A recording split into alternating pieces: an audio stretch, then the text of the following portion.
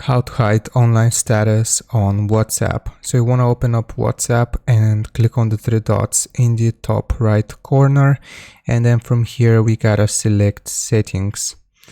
Now we have to go to the privacy tab, so click on privacy, and we have to change a few settings. First, click on last seen and online, and we gotta change this to nobody and same as last seen.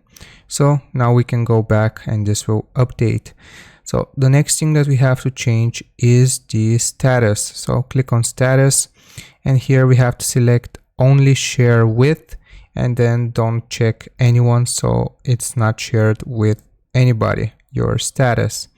Okay, so the next step is again going back, and here we have to turn off read receipts. So just turn this off, and after we have done all of this, now we will successfully appear offline to people in our contacts. So hope this was informative. Don't forget to like and sub, and I'll see you next time.